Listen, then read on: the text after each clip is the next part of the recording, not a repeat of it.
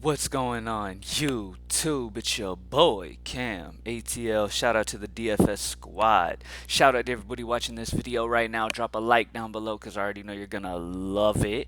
Subscribe to the channel if you haven't already. Comment anything in the comment section to enter your name into that $50 giveaway that I do every single week on this channel. I know it's been a long time since you've heard your boy's voice. I know it's been a while. Now, there was a lot going on last week. You know, you had the holding out of NBA games, the random postponing of MLB games, not being sure what teams are going to play, what teams aren't. So there was no reason. I'm not thirsty for views and stuff, so I'm not going to make videos if I'm not sure even what teams are going to be playing. So I just waited it out. That's the reason why I didn't have those.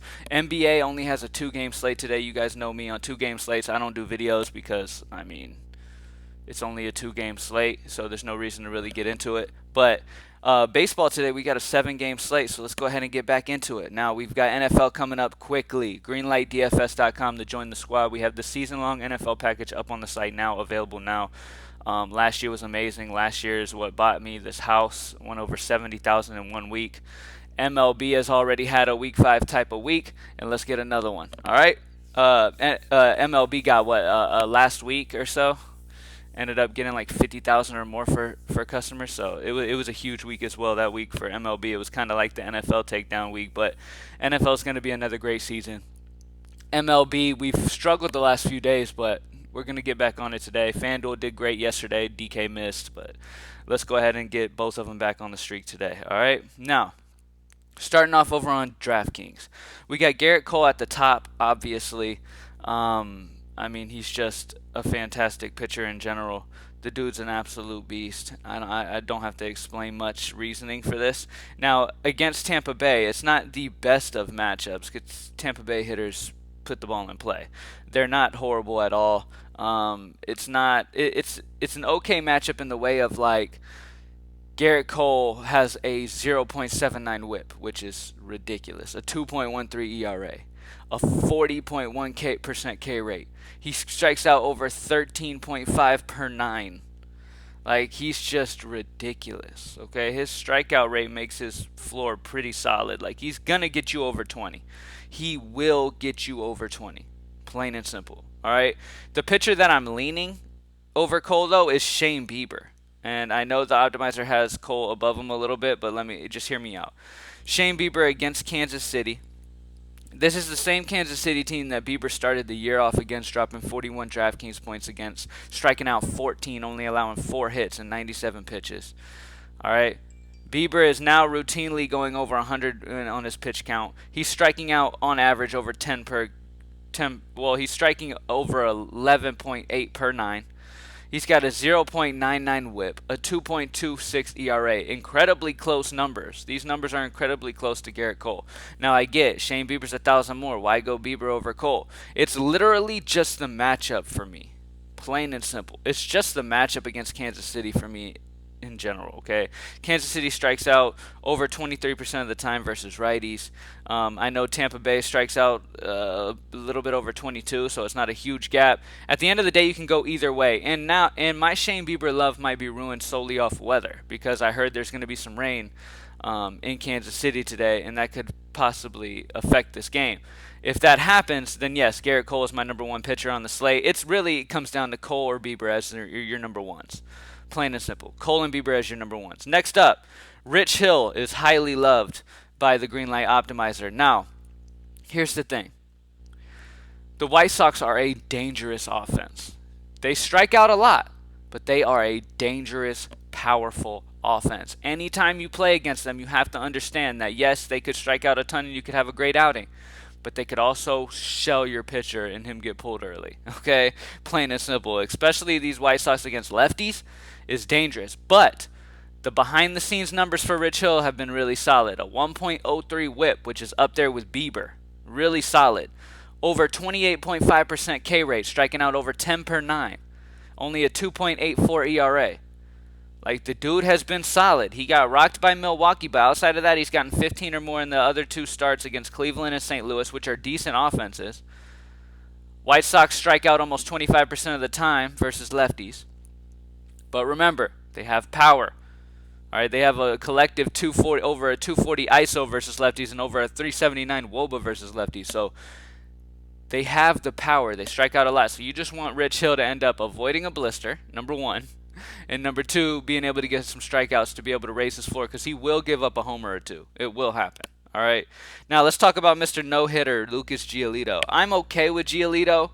The problem here is that he already faced Minnesota earlier on in the year, and Minnesota rocked him. Now, this is a different Giolito, though, okay? This is not the first game of the year Giolito. This is stretched out Giolito, who's gotten 13 strikeouts in each of the last 2 games. He played Detroit, 13 strikeouts. Then Pittsburgh, 13 strikeouts. But realize who those offenses are, Detroit and Pittsburgh. Minnesota is an entire different level. They do strike out 25% of the time versus righties, so you got a decent K rate here. But just like the White Sox situation against Rich Hill, they got over a 206 ISO, over a 344 WOBA. They hit righties well. Okay, so you run that risk of Giolito getting blown up. When it comes to spending up, I like Bieber the most. But if Bieber's affected by weather, I love Garrett Cole too for 1,000 less. I mean, Garrett Cole and Bieber, you can flip a coin to decide that, honestly. Okay, I literally was just leaning Bieber solely on the matchup. Okay, but you can flip a coin there. If you need that 1,000, go Cole. Not a big deal. So Cole, Bieber, Rich Hill, but understand the risk you're taking with Rich Hill. Lucas Giolito in GPP is fine. I wouldn't play him in cash games against Minnesota. A lot of people might swarm to Giolito because of what he's done the last 2 weeks. Let's understand this difference in matchup here, and let's try to maybe possibly avoid a. He's a good pitcher. He'll have a good outing, but he's not gonna break the slate. Okay. Now, let's talk Tyler Glasnow for SP2. He is the guy that I am interested in here. Tyler Glasnow, here he is, right here. The Greenlight Optimizer has him projected just a point under Garrett Cole. They have him projected to have a great game here. This is part of the reason why I didn't have Cole, because I do like Glasnow as the SP2. Glasnow is a solid pitcher. You could tell that by the 13 strikeouts he got in this last game against Baltimore. Now he's going against New York, who strike out almost 25% of the time versus righties. Same situation as these other pitchers.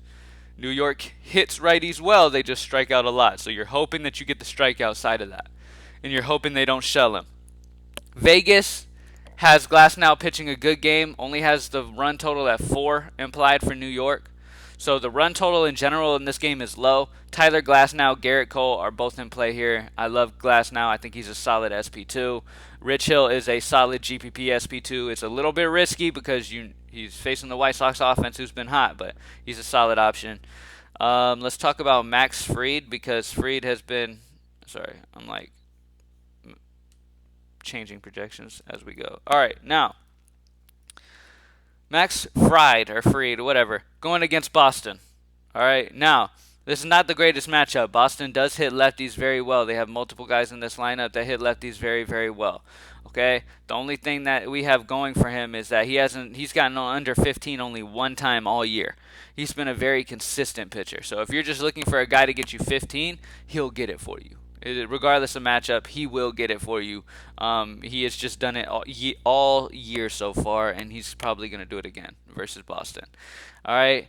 Not too interested in Brad Keller, even though he is facing a Cleveland team that strikes out over 24% of the time versus righties. As an SP2, Brad Keller is, you can think about it because the wind's blowing in here, which is part of the reason I like Bieber as well. The wind is blowing in here in Kansas City.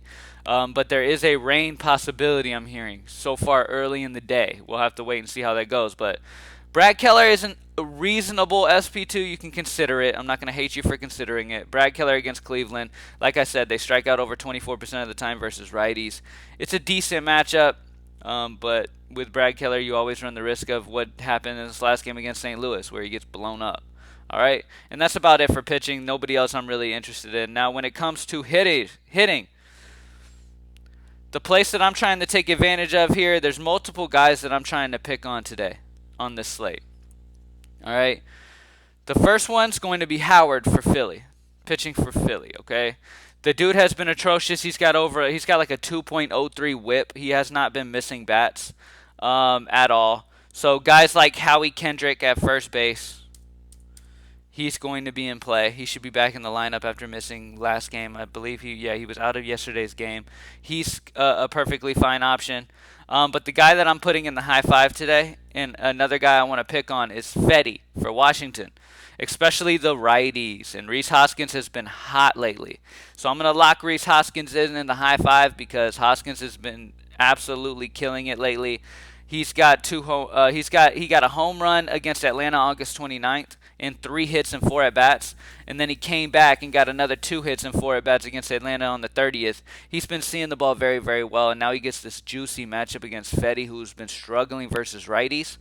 Yes, please. All right, now let's go to the outfield. We have another Philadelphia player, and I do love Philly. Another Philly player that's just too cheap. Andrew McCutchen, another guy who's been absolutely drilling the ball lately. He's gotten under 10 DraftKings points. Let me put this in perspective.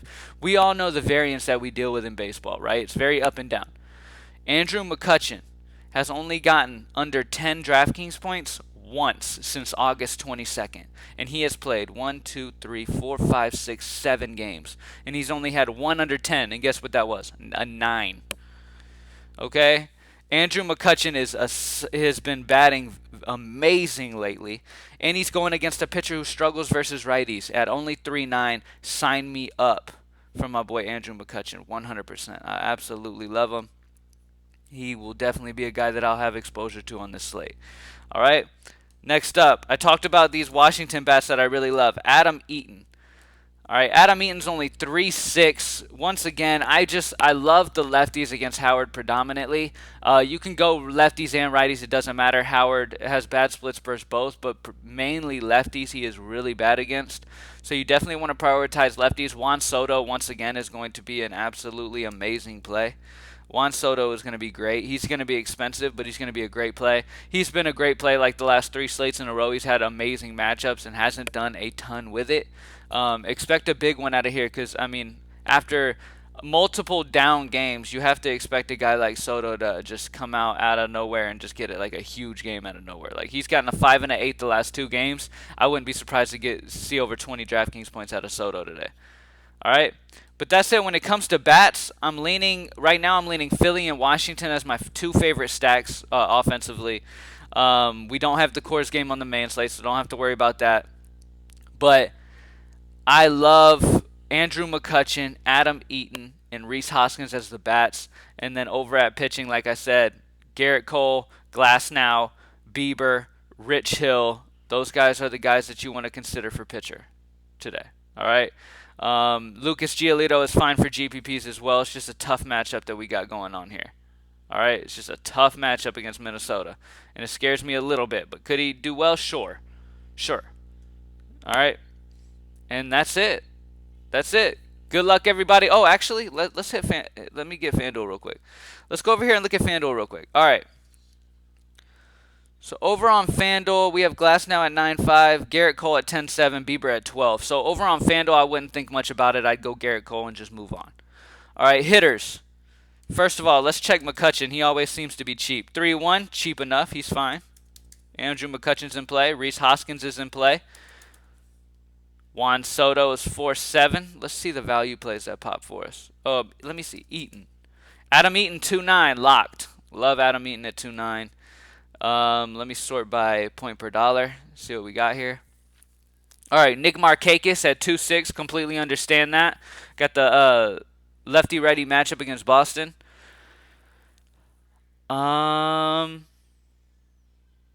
We don't have that game on there. If Matt Adams plays, he'll be fantastic at 2.5. Pay attention to see if Matt Adams plays. He's a great option, lefty-righty matchup as well. As always, though, just do the same thing as we always do over on FanDuel. Get the pitcher that you want, which in my opinion is going to be Garrett Cole. And then get those value hitters, especially Adam Eaton. Lock in Adam Eaton. Guys like, okay, at first base, we got, Matt Adams. If he ends up in the lineup at all, he's got some crazy power. He's got the lefty-righty matchup. Love Matt Adams at 2.5. Let's hit second real quick. Just skimming over second. Mike Moustakas is 2.8. Cesar Hernandez, Gene Segura, Colton Wong. Plenty of value over there. Third base, like I said, we don't have a Coors game, so get your pitching right and then figure your bats out. There's nobody you have to spend up for. Okay? Jeff McNeil is a good price, 2.5 over here. Anthony Rendon has been just super consistent, hitting the ball very well this year. He's solid at 3.8. Not too interested in Ahmed Rosario, but he is super cheap at 2.4. If he gets on base, maybe he gets a steal. Paul DeJong, outfield Adam Eaton, and that's my main guy that I'm leaning towards. Nick Markakis is fine too, lefty righty. Gurriel's got a ton of power, so he could do well as well. All right, guys, greenlightdfs.com. Join the squad. Thank you guys for joining me as always. Good luck tonight, and let's get this money. I'm out. Peace.